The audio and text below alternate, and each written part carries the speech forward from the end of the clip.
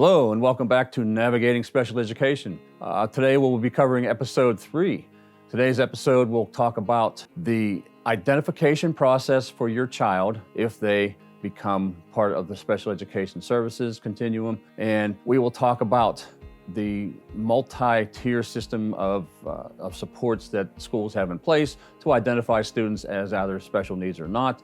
And then we're going to talk in depth about the report. It's called an ER, an educational report, that makes the determination, is your child going to receive special education services or not? Pay attention, especially if you're a new parent. I want you to know exactly what to look for in those reports and explain to you why your student or your son or daughter may not or may be approved for special education services.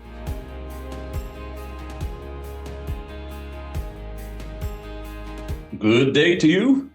Welcome to Navigating Special Education.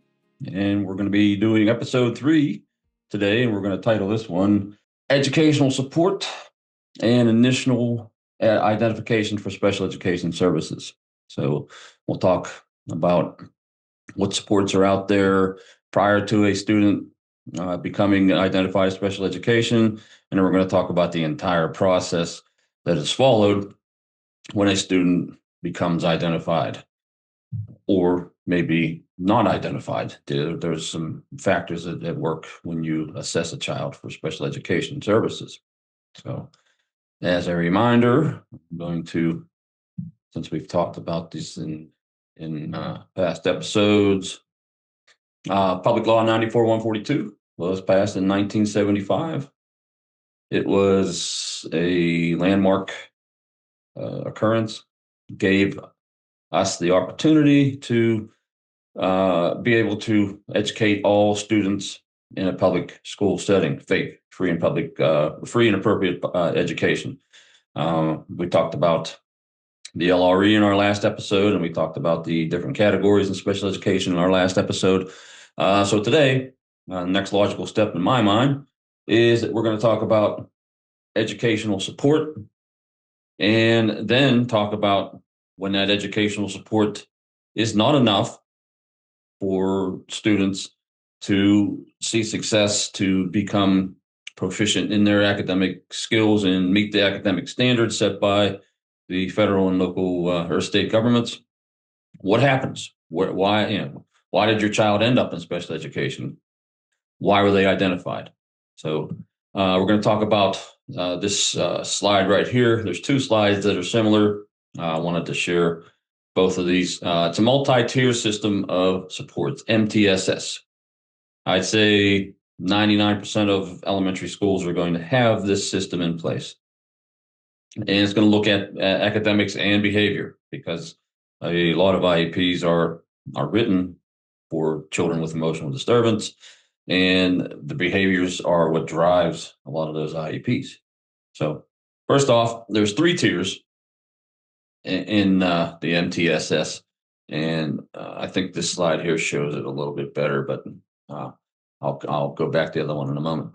So at the bottom, 80% of students are receiving their educational placement in the general education classroom. The teacher assists all students. So all students receive high quality curriculum and instruction in the general education classroom. Teacher assists all students in academics, behavior. All students are explicitly taught positive behavior expectations. Teachers use a consistent approach to discipline. That is the 80% of the population. Okay, that's 80% of a school's population. Tier 2, 15% of that population is the school provides supplemental instruction, support, usually in small groups, to students who need additional support. For behaviors, school provides supplemental targeted behavior skill interventions, usually in small groups. So they're going to pull children out in small groups and give them a little bit more assistance. That's at a tier 2. Tier 3, that is the most intensive. Just like our LRE, our least restrictive environment, this is probably the most restrictive part of the MTSS. 5% of the population. And tier 3 states that It's an intense instruction support is provided to students with the greatest needs with frequent progress monitoring. That's for the academics. The behavioral part, student-centered planning is used to develop customized interventions with frequent progress monitoring. The MTSS is going to collect data. They collect academic data, and they're going to collect behavioral data. This way, we can see trends, we can see habits, we can see when certain behaviors are happening. You can specifically see maybe there's an uptick in behaviors during math. That might be able to help you to identify a specific learning disability in mathematics or in reading or in writing. These things are in place to ensure that all students' needs are being met. Once again, a tier 1 is 80%, and that's the general population. Tier 2, there's 15%, and that's going to be small groups, kids being pulled out early on in school to boost their reading, to boost their writing skills, to boost their mathematics skills, to increase positive behaviors, to have them better understand what behavioral expectations are. Tier 3 is very intensive, and Tier 3 is where you're gonna find our next portion of this episode, and that is the identification process into special education. Kindergarten, pre-kindergarten teachers, kindergarten teachers, first, second grade, third, are going to be watching for red flags. They're going to be watching for kids struggling, and they're going to refer them to the MTSS system. There are regular meetings that occur.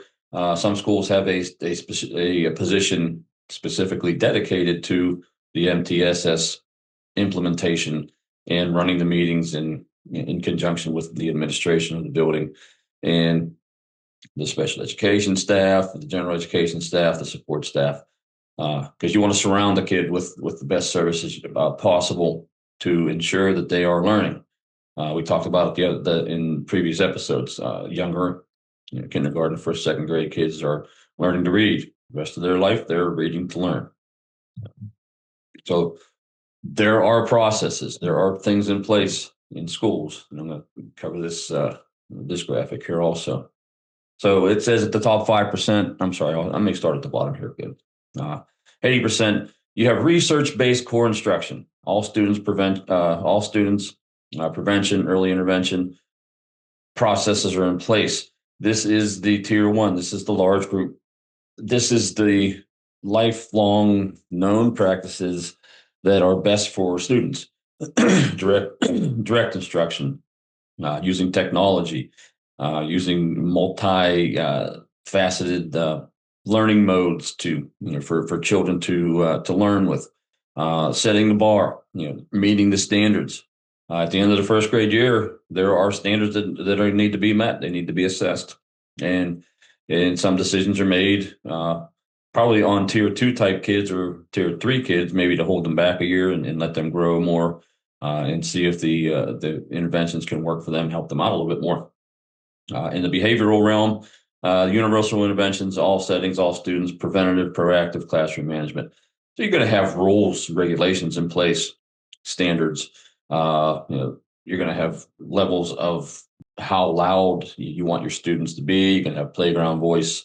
You can have talk with a peer voice, academic time voice, which is going to be quiet.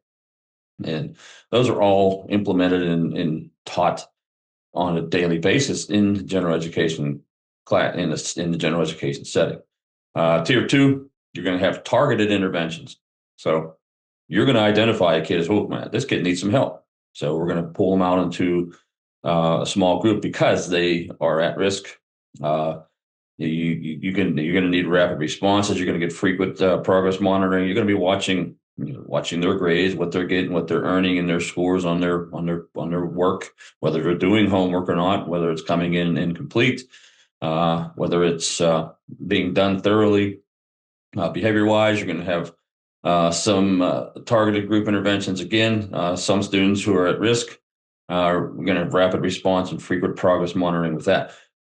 The progress monitoring part of this is vital, because then you have empirical data, you have proof that a student may need much more intensive academic services and behavioral services. And that's where the next step in our episode is going to go, is we're going to talk at length about the identification process in special education. Intensive interventions at the top tier, individualized, individual students, diagnostic assessments, high intensity. You're looking at possibly getting a paraprofessional teacher aide working one-on-one with students. And you're going to have paraprofessional teacher aides probably working in that tier 2 also with those small groups to help support either the general education teacher or the special education teacher. And a shout out to all paraprofessionals and teacher aides, one-on-one people. You are the most valuable tool in a classroom, because you're an extra set of eyes, extra set of hands, an extra set of motivation. And I am very grateful for all the folks that I've worked with over a long time, because they're you can't put a price on extra people being involved with students. Behaviorally intensive individual interventions at tier 3, individual students, assessment-based, intense, durable procedures. You're going to want to put in place some behavior management tools. You can do individual contracts. You can do token systems. You can do reward-based systems. Everything has to be positively based. You have to be earning, not losing things. In later episodes, we're going to dig deep into behavior management and different techniques and different aspects that you can use to help shape behaviors in a classroom.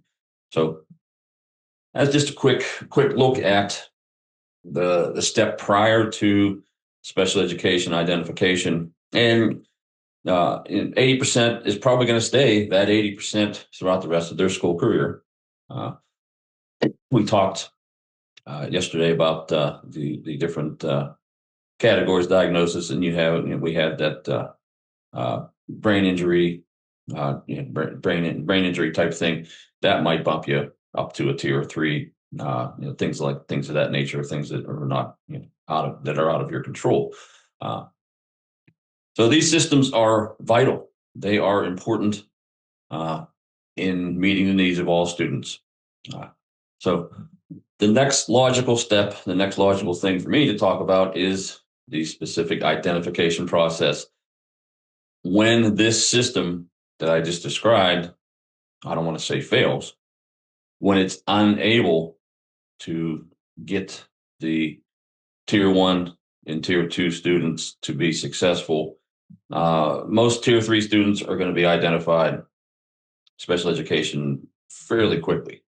And if they're coming into the building tier 3 because of behavioral issues, maybe in pre-kindergarten and kindergarten, the supports are going to be there, in place immediately as a tier 3.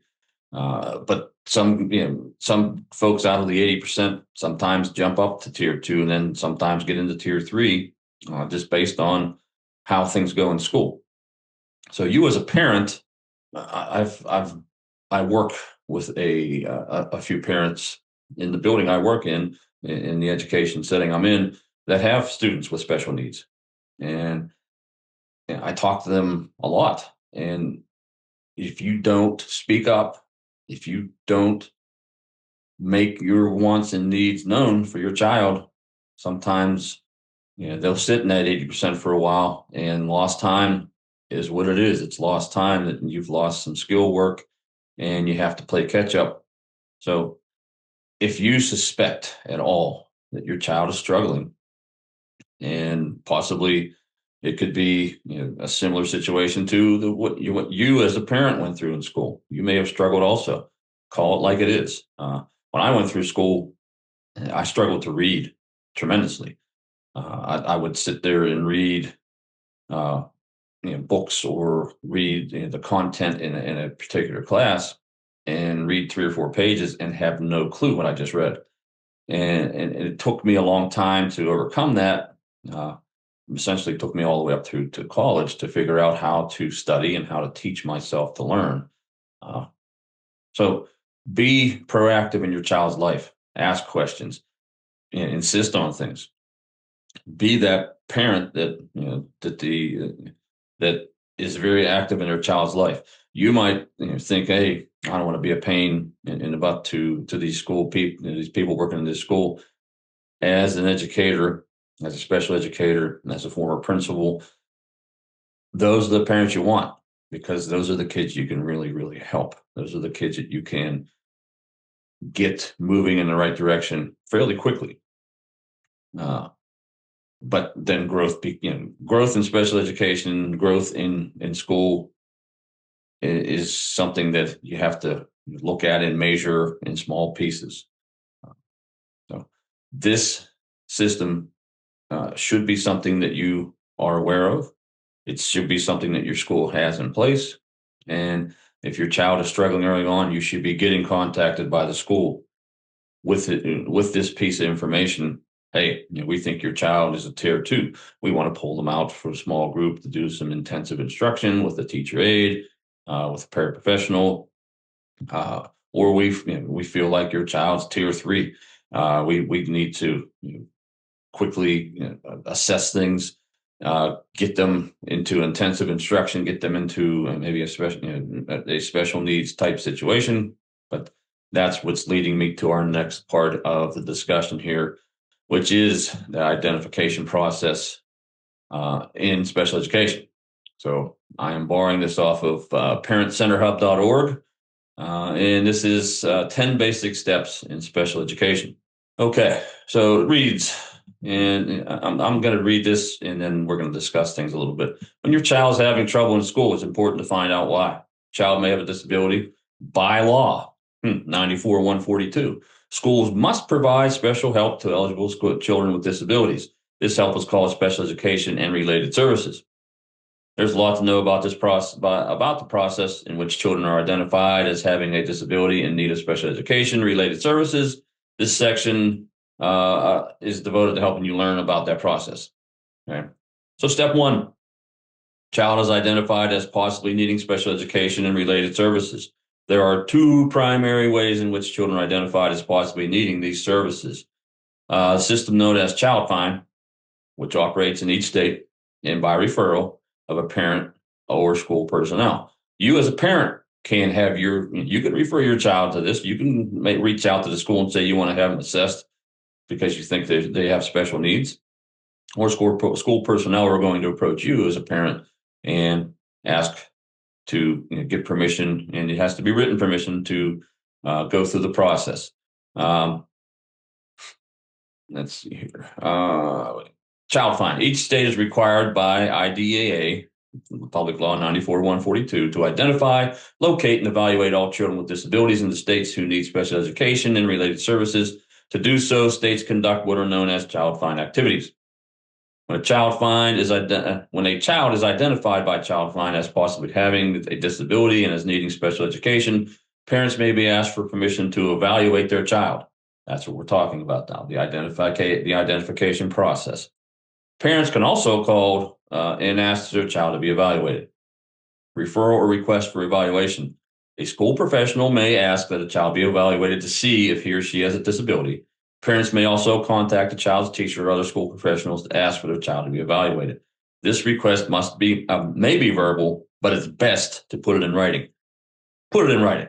The school has to. You as a parent, you type an email, and that's forever. So if you don't get what you need, if you're not getting what you need in a timely fashion, which I'm going to talk about here in just a minute, you have proof that you sent it.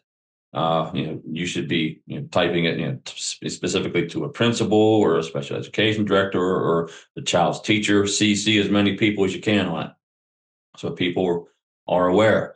Parental consent is needed before a child may be evaluated. You as a parent have to consent, and it has to be in writing. Under federal IDEA regulations, evaluation needs to be completed within 60 days after the parent gives consent. However, if the state's regulations give a different timeline for completion, It needs to be completed within 60 days after the parent gives consent. However, states' IDA regulations give a different timeline for completion of the evaluations. The state timeline is applied. So school contacts you, after going through the MTSS model, and it's rather apparent that your child's going to be a high tier 2 or tier 3 student. They're going to say, we want to evaluate your child, son or daughter, for special education services. From that point on, once you get it in writing and you consent to it, the school has 60 days, not school days, calendar days, to complete the evaluation. So that leads us to step 2. Child is evaluated right here. Evaluation is an essential early step in the special education process for a child. It's intended to answer these questions. Question 1, does the child have a disability that requires the provision of special education and related services? Question 2, what are the child's specific educational needs? And question 3, what special education services and related services then are appropriate for addressing these needs? So you're going to find out what is going on. Does the child have a specific learning disability? Do they have dyslexia? Are they, did you discover that they're hearing impaired or they're visually impaired? Do they have behavioral issues that are getting in the way of their learning and that of others? Then you got to figure out, what are the child's specific educational needs? The needs are, well, they need to have supplemental reading instruction. They need to have supplemental math instruction. They need to have an intensive positive behavioral support plan put in place. They need to have strategies put in place. They need to have specially designed instruction that addresses their needs. By law, an initial evaluation of the child must be full and individual, which is to say, focused on that child and that child alone. The evaluation must assess the child in all areas related to the child's suspected disability. The evaluation results will be used to decide the child's eligibility for special education and related services, to make decisions about an appropriate educational program for the child. We talked about this yesterday. We talked about all the different categories. If you know that your child is ADHD or ADD, you have a category, and it's under other health impairments, because the ADHD or the ADD gets in the way of their learning. And there can be specially designed instruction, specially designed strategies to help your child get to the educational content that you want them to get to the educational level that you want them to. ADD, ADHD does get in the way. I've seen it literally thousands of times. It can be addressed. It can be handled. You can give kids fidget things. You can put rubber bands on the bottom of their desk. You can allow them to work in small chunks of time. You can do an if-then with them. If you do this for 20 minutes, you can go play for 20 minutes. There's so many different things that can be done to help a child learn. And that's part of the IEP process, called specifically designed instruction, SDI. Okay. If the parents disagree with the evaluation, they have the right to take their child to an independent educational evaluator, IEE, that can ask the school system to pay. And they can also ask the school system to pay for this IEE.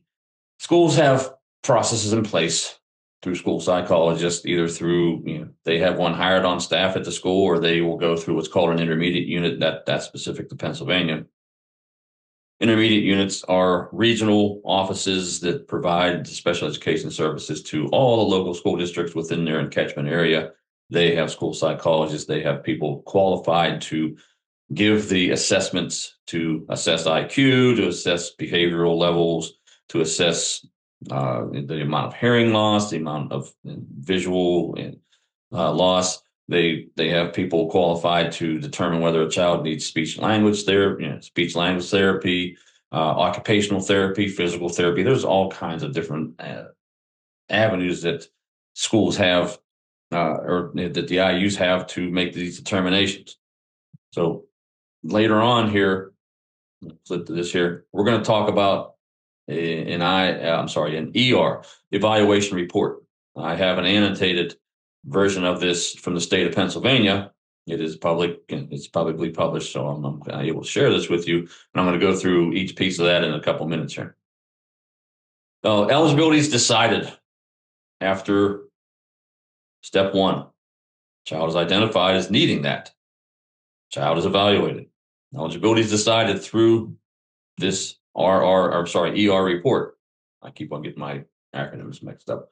ER is the initial, RR is a reevaluation report, and there's a certain amount of years you have after a kid's identified to determine whether they still in need of special education services to gathering of information. I'll go over this in just a few moments here. Eligibility is decided. A group of qualified professionals and the parents look at the child's evaluation results. Together, they decide if the child is a child with a disability, as defined by IDEA. If the parents do not agree with the eligibility decision, they may ask for a hearing to challenge that decision. That takes us back to Public Law 94-142. You have due process rights. Parents have rights. Children have rights. The school has rights. So if the eligibility through this non-discriminatory evaluation is determined, if the child's determined to not be eligible for special education services, parent can take this to an arbiter, to a hearing, and you can, then it becomes that decision becomes final. And in later episodes, we'll talk about another portion of support services. It's called a 504 plan, and we'll spend some time talking about that. If a child is not deemed eligible for special education services, 504 plans can be put in place, and they're similar to an IEP. They're not absolutely legally binding document. They're a thing that is put in place to help support students who, once again, do not qualify for special education services. Okay, so eligibility is decided. Step 4, child is found eligible for services. If the child is found to be a child with a disability, as defined by IDEA, he or she is eligible for special education and related services. Within 30 calendar days after the child is determined eligible, a team of school professionals and the parents must meet to write an individualized education program, IEP, for the child. Once again, here's your process from that law, from 94-142. Non-discriminatory evaluation. Parents have that due process rights, and an IEP is going to be written. So the IEP meeting is going to be scheduled. The school system schedules and conducts IEP meetings. School staff must contact parents contact the participants, including the parents. Notify parents early enough to make sure they have an opportunity to attend. Schedule the meeting at a time and a place agreeable to the parents and the school. Tell the parents the purpose, time, and location of the meeting. Tell the parents who will be attending. And tell the parents that they may invite people to the meeting who have knowledge or special expertise about the child. I've sat in numerous meetings with 10 to 12 people sitting at the table. Parents are allowed to invite, let's say you have some outside services in your house, helping you deal with maybe some behaviors at home or some special needs of your child at home. You can invite them. It's important. They need to be aware of what's going on in the school, so the school and the home can work in unison to meet the needs of the child. The school has to provide a written invitation.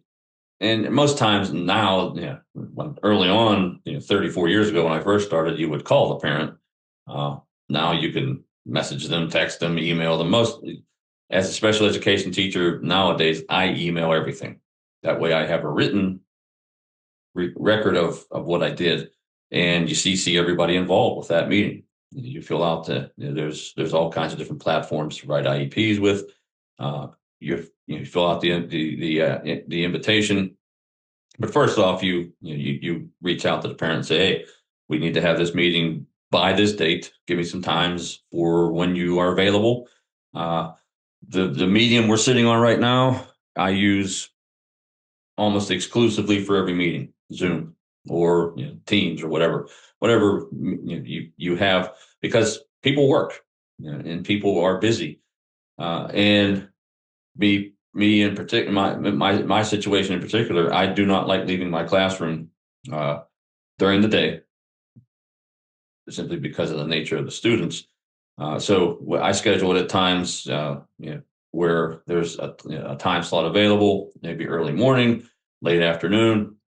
But you have to be flexible, and the parents have to be invited in writing, and you have to have their consent to the format, whether it's going to be on a Zoom or a Teams, or whether they're going to come into the building in person. Okay, the IEP meeting is then scheduled, and the IEP meeting is held, and the IEP is written. I guess technically you're supposed to write the IEP at the meeting. That would take hours and hours and hours. Every meeting, every meeting I go into, I have the IEP written prior to the meeting. The IEP team gathers to talk about the child's needs and write the student's IEP. Parents and the student, when appropriate, are full participating members of the team. If the child's placement, meaning where the child will receive his or her special education and related services, is decided by a different group, the parents must be a part of that group as well. Before the school system may provide special education and related services to the child for the first time, the parents must give consent. The child begins to receive services as soon as possible after the IEP is written, and this consent is given. That is called a NOREP, Notice of Recommended Educational Placement. Parents have to sign off on that before any educational placement is changed. And back to the continuum of services, least restrictive environment. Anytime there's a change in the least restrictive environment, a NOREP has to be signed. There are so many different folds to the law, and there's different places that you have to get that signed, because you can't just arbitrarily, as a school, change a kid's placement without the parents having knowledge. Back to the IEP here, the IEP part. Once the meeting is held, as soon as you can, you get things put in place, and that's not the last meeting you can have. As a parent, as an educator, I have called for reopening an IEP numerous times.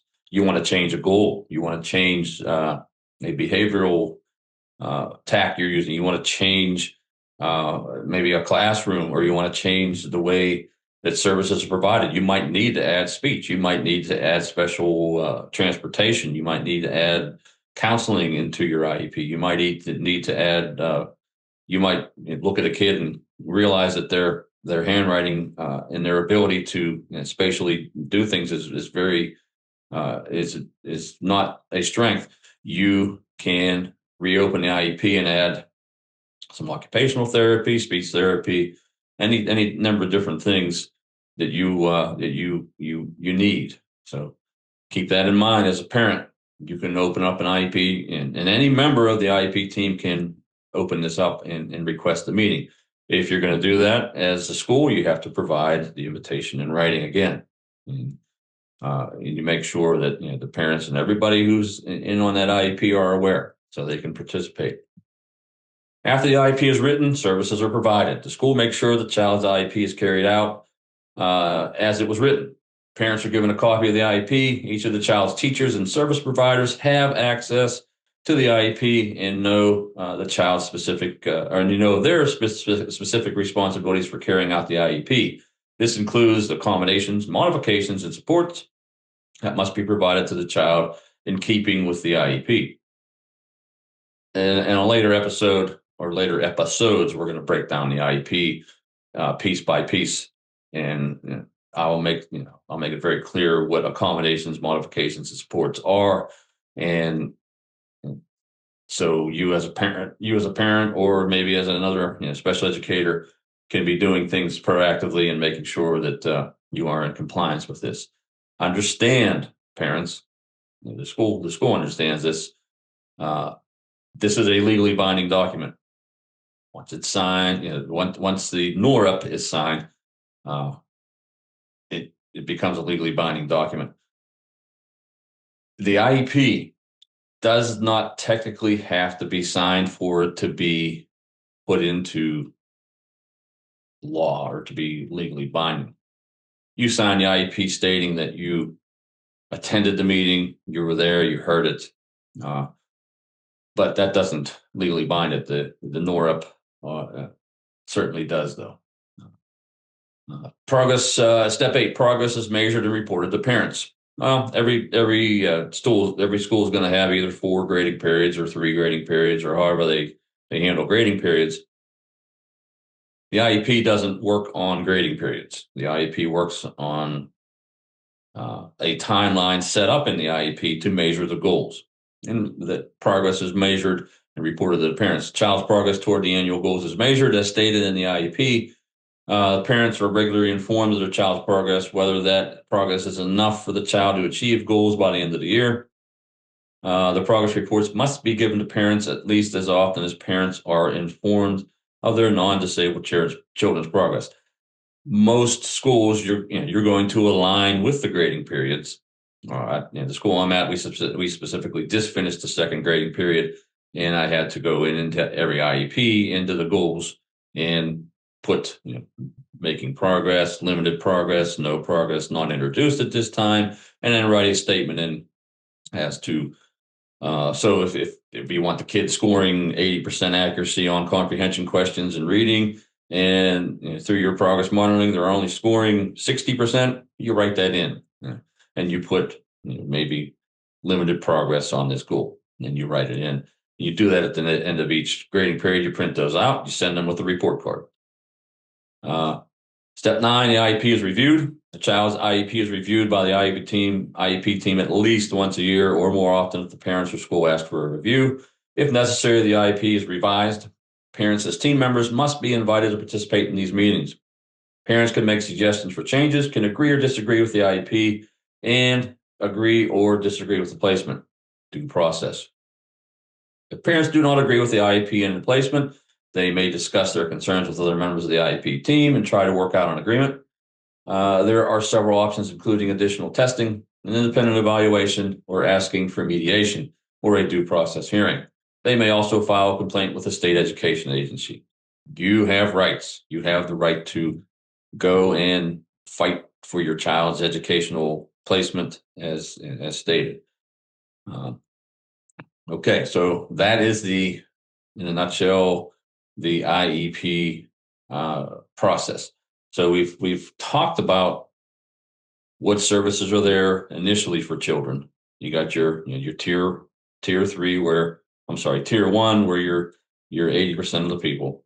Tier 2 is a little bit more of an intensive look at a kid who's struggling a little bit, and tier 3 is more your special education services, your intensive one-on-one services for children. I told you we would start looking at the report generated first when a child becomes thought of as needing specially designed instruction and related services. So this is called an evaluation report. And in this process, this is right here. Step 2, child is evaluated. And this is the piece of information that drives this child's IEP, that drives their educational placement for the remainder of their time in school or until they are deemed not needing special education services any longer. This is an annotated report from PDE, Pennsylvania Department of Education. You're obviously going to have student's name. Okay, this is school age. There are different categories: school age, and then there is post-school age. There is, you may not be aware, but in the state of Pennsylvania and in most states, children are eligible for special education service to the age of 21 or 22 years old. So there are some students in public high schools that may be 21, 22 years old, still receiving special education services. That's just a little bit of a side note.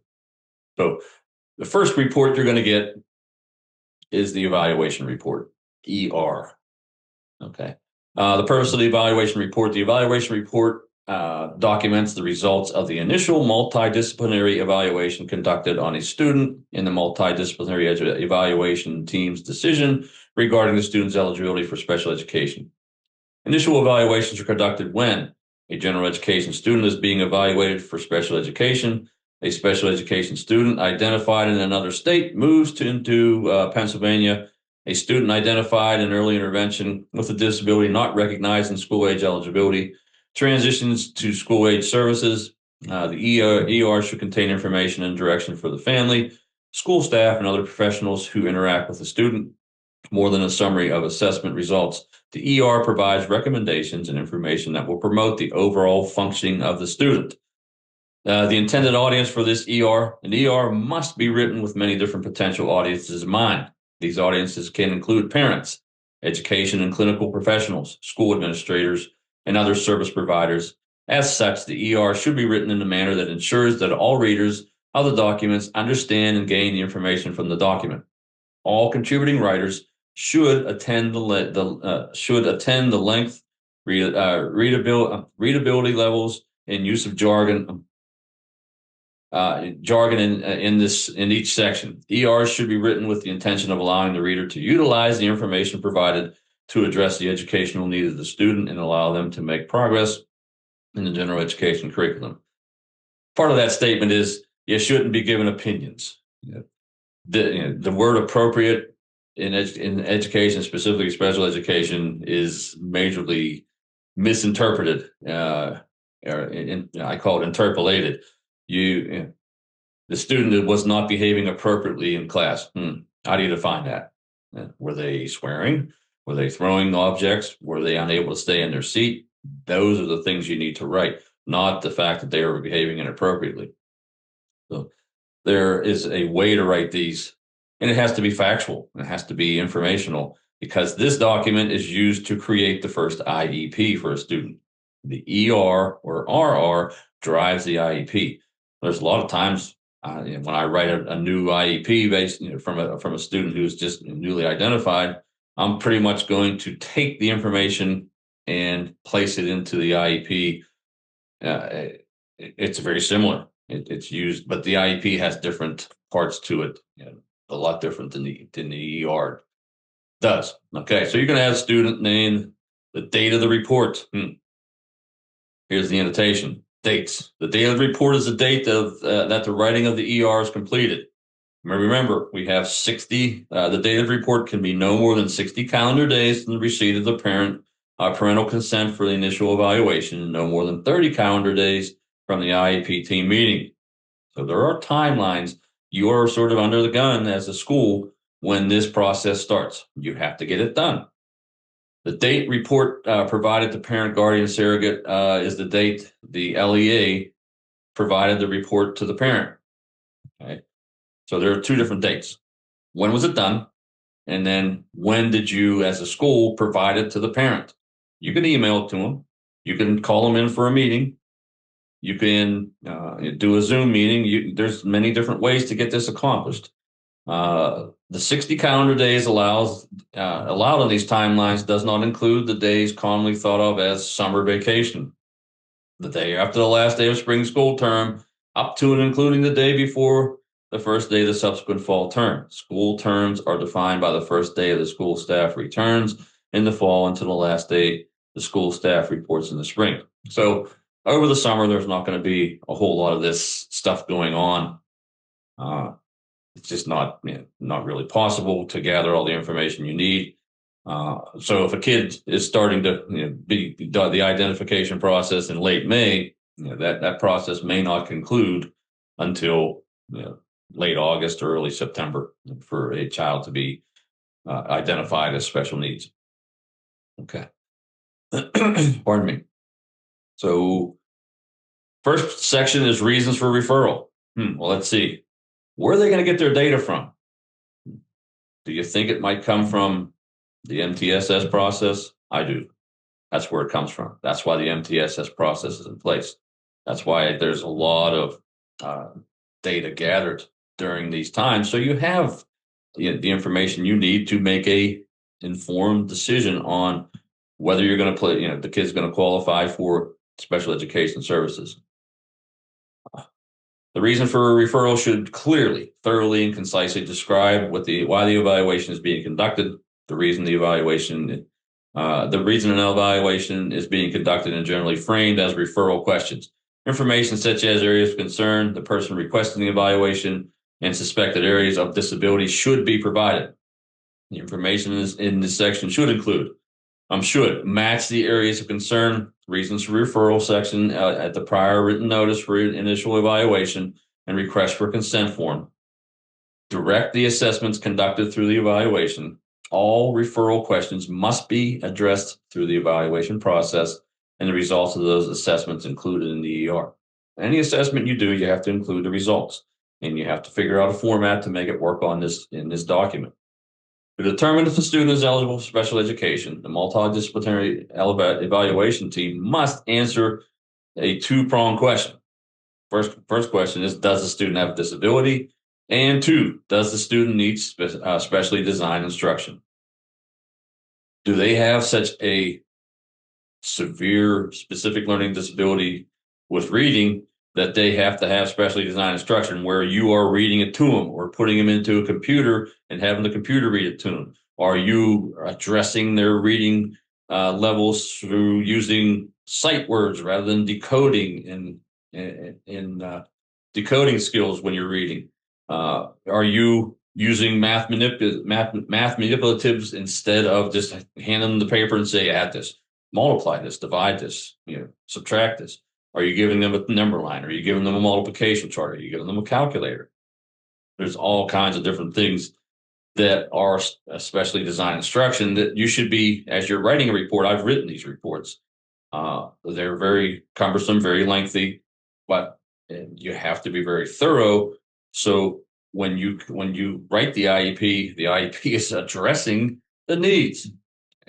Referral questions should reflect this two-pronged question requirement, so the evaluation process begins with enough direction to choose the appropriate assessments. Teams are not limited to assessing only issues related to referral questions as the evaluation process occurs. If assessment results lead the evaluation team to new questions, they may follow through on answering these questions, provided they only administer assessments that parents allow. So through the process, if a school psychologist starts to discover that the child may have dyslexia, the school psychologist may stop the process and call the parent and say, we need to test for dyslexia, or we need to test for any other different sort of things that may pop up. But you can't just arbitrarily decide to test for it. You got to get parental consent to continue that and include that as part of the report. Step 2, sources of evaluation data. The section will contain all the assessment results and information collected throughout the evaluation process. While it's necessary to report on all assessments conducted, the results obtained, and the interpretation of those results, care should be taken to ensure that all readers find the information provided here clear and user-friendly.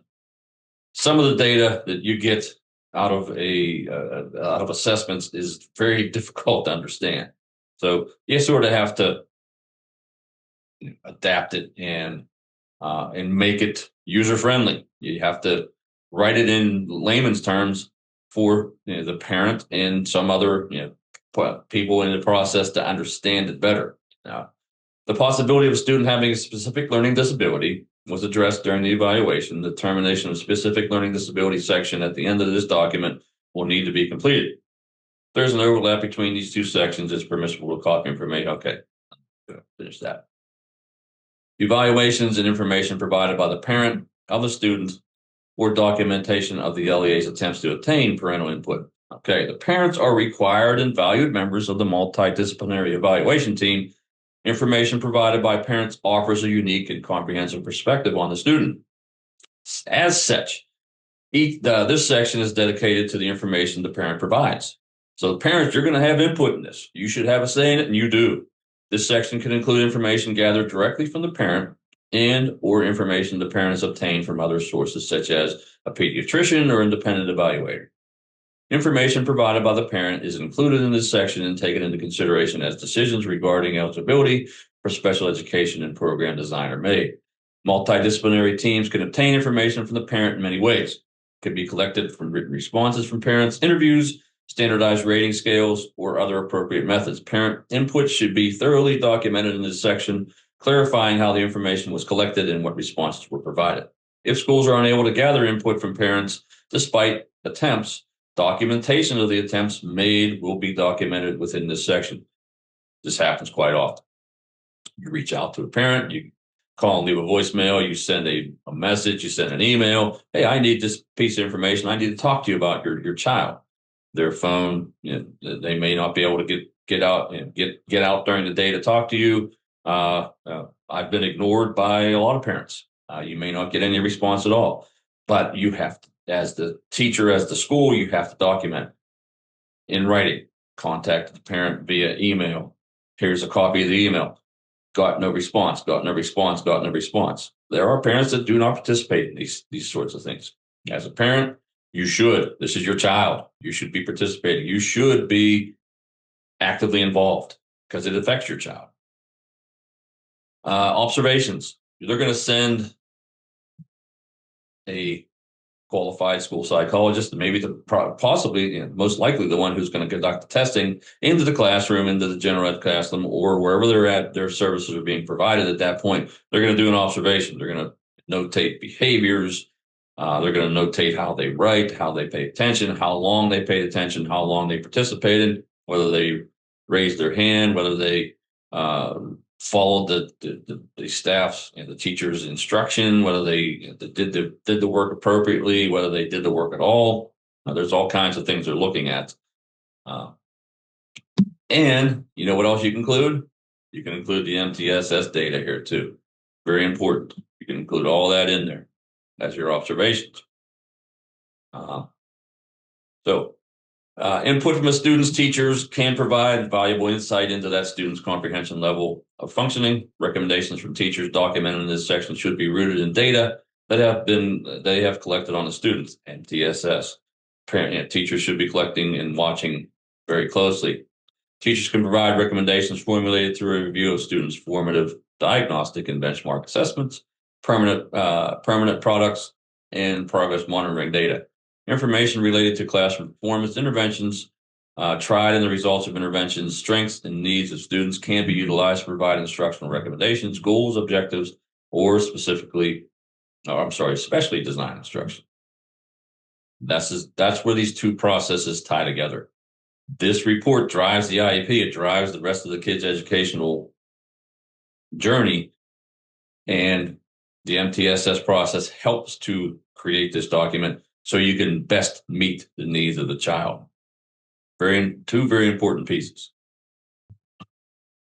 Talks about the student's physical condition. This item allows for documentation of any physical, social, or cultural background or adaptive behavior that may affect the student's school performance.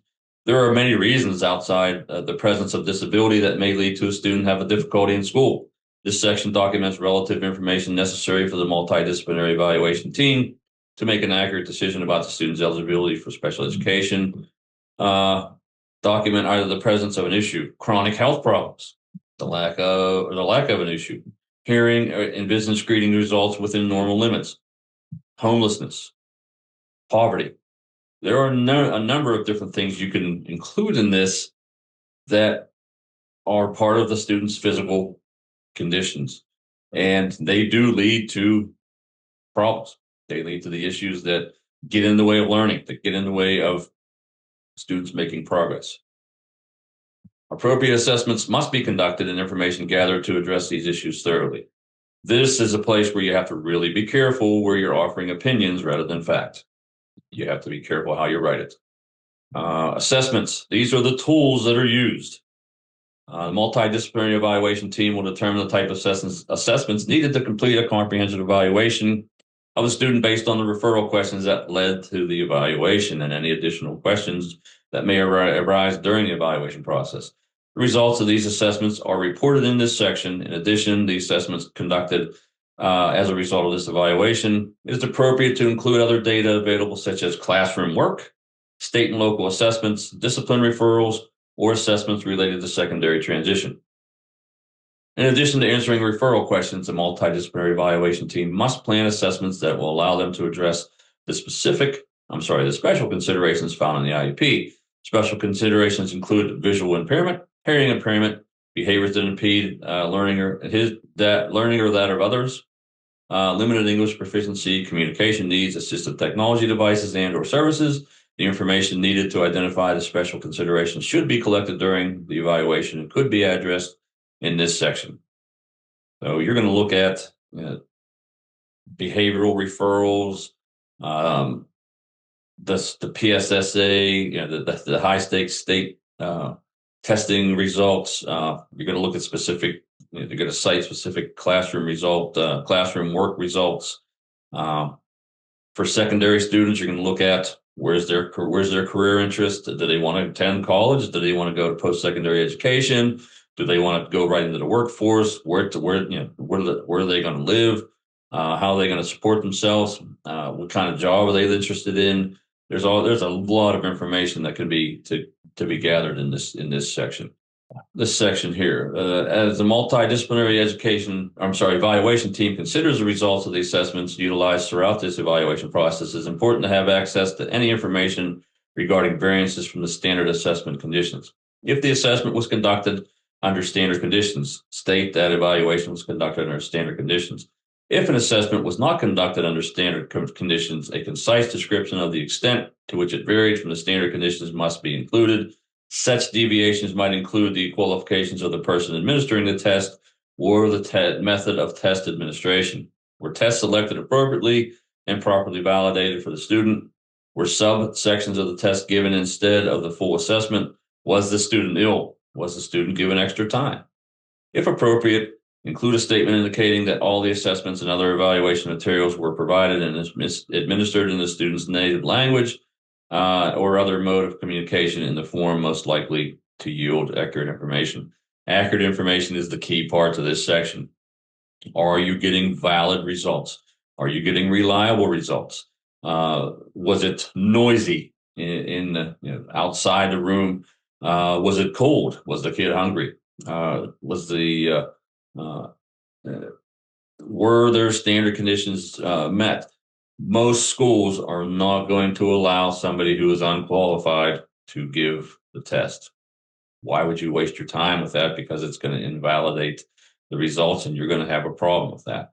But it has happened, so you need to note that on there. If you don't have a school psychologist available or somebody qualified to give the assessments, you have to notate that in there, and that may affect the school specifically later on if they do get into a due process type of thing. So most schools are going to be very careful about who they do that with. Determining factors. Regulations state that a student must not be identified as a student with a disability if the reason they are not achieving is due to a lack of appropriate instruction in reading, math, or due to limited English proficiency. So students who are moving in from foreign countries don't automatically qualify for special education services. This section requires a decision in each of these three areas, along with the evidence that the team used to make the decision. A yes response means that the team believes that yes, the student is struggling due to a lack of appropriate instruction in reading, math, or English language proficiency. A no response means the team agrees that no, the student's struggles are not due to a lack of appropriate instruction in reading, math, or English language proficiency. You don't want the answer no on this. You want the answer to be no. That determines the placement. And if your answer is yes, and you are not providing appropriate instruction in reading and math, you've set yourself up for a problem. English language proficiency, there are processes in place to deal with ESL and learners. Okay. Teams must provide clear evidence as to why they chose their response to yes or no question. Describe why the team determined the student received appropriate instruction or possesses adequate language skills. Do not leave this section blank. Yeah, that's common sense. Okay. The section must be completed for all students regardless of the suspected disability. Provide evidence that supports either the yes or no response. Indicate whether the student had access to appropriate instruction. Okay, I'm not going to spend a lot of time on that. All right. This continues to talk about the yes and no sections, and you have to give justification for that. This is probably the most important section here. Summary of findings, interpretation of evaluation results. At this point in the document, the team will summarize and organize the data collected throughout the evaluation process. This section is where the document makes connections across the data and analyzes the assessment results. Using all the information gathered, the team must answer the two-pronged question. Does the student have a disability? And does the student need specifically or specially designed instruction? In addition, the team will be making recommendations that if the student is eligible, will lead to developing an IEP. To that end, include concise information on this section that will provide the team with what they need to make their decisions. This is not intended to be a repeat of all assessments conducted, but a summary of the assessment results. The information provided should relate to the referral questions as well as other concerns that may have been discovered through the assessment process. This is where you determine, is the student eligible or is the student not eligible? You're going to write a statement in here stating that. So you're going to put present levels of academic achievement. So you're going to put IQ score, current report card grades, current achievement test grades or scores, behavioral rating scores, any number of different. This is academics. I'm sorry. The behavioral rating scores are going to go under present levels of functional performance. When we review the IEP, you're going to see that this is in the IEP itself. So this is usually the part where you just, I want to say cut and paste, but you're gonna copy it and put it into the IEP there because it's the relevant information. This is where the ER drives the IEP. This is where the ER tells you what to put in the IEP to meet the kids' needs. Okay. Let's see here. Behavioral information. This is just your once again, what you're seeing behavioral. You should have data. Student is out of the seat 10 times an hour. The student throws objects 4 times a day. The student is swearing 50 times an hour. Whatever. There should be data in there that can be used to assist in creating behavioral plans and assist in creating interventions to address the behaviors. Conclusions. You have to choose A, B, or C here. Okay, the annotation is using the information gathered throughout the assessment process, the evaluation team must determine whether the student will be identified as eligible for special education. Eligibility decisions are made by answering the 2-pronged question. Does the student have a disability? Does the student need specially designed instruction? Eligibility for special education requires a yes to both answers, or to both questions, I'm sorry. This section of the ER offers the team 3 possible responses to eligibility questions. There is no disability. There is a disability, but no need for specially designed instruction, or both the disability and the need for specially designed instruction are present. Choosing A or B indicates the team found that the student is not eligible for special education. Choosing C indicates the student is eligible for special education. Further information is required with the choice, including listing the identified disabilities and recommendations for the IEP team to use when as they develop the student's IEP. So this is the part where you put in emotional disturbance, autism, hearing impairment, visual impairment, speech and language services needed, any of those different categories that we talked about in the prior episode. And this is the tail end of the report. This is one of the most important parts also. You have your team participants, your title, their title, and whether they agree or disagree with it. Parents, school district, you put your name in, you put your title. Parent can put check mark agree, check mark disagree. If the parent disagrees, there's a whole process that kicks into place. I'm not going to get into that right now. It says here, the agree and disagree boxes are required with the team considering eligibility of a student due to a specific learning disability. Okay. So there's a whole process that kicks into place if there's disagreement on things. Okay. I think I've rambled on quite a while here about this, but I wanted to make this process very clear to you. What happens in the identification process of a student who has gone through this process, these 2 different things, okay? And then they go through this process. And this is the report that drives everything. This is the report that, first off, gathers information from parents, from current general education classroom. They gather IQ score. They gather achievement scores. They gather, they do an observation. They're gathering a ton of information, and they're determining those 2-pronged questions. Is the student have a disability? Does the student need specially designed instruction? If it's yes, we write an IEP. we continue the process. If it's no, well, then the parent can either accept it or not accept it and go through the due process. My hope today was to continue to shed light on what goes on in education, specifically special education. Why do we have MTSS? Why do we have this whole process involved? It's very complicated, but very simple. You have to determine whether the kid is eligible for special education services. If they are, you have to act on it. And there are time constraints in all these different things that are these different processes that are occurring. So I'm going to conclude the episode with, once again, I'm going to offer you the opportunity to email me, navspedpod@gmail.com. Any questions, concerns, comments. I will start to answer these once I start receiving them, and I will get to everybody. And I'll be honest with you, it may take some time, but I'm going to try to get to everybody's questions, because this is what I set out to do with this podcast, is to give you information, confirmation and affirmation. I hope you have a good day. Since it's probably 5 degrees outside today, stay warm, stay safe. I'll talk to you next time.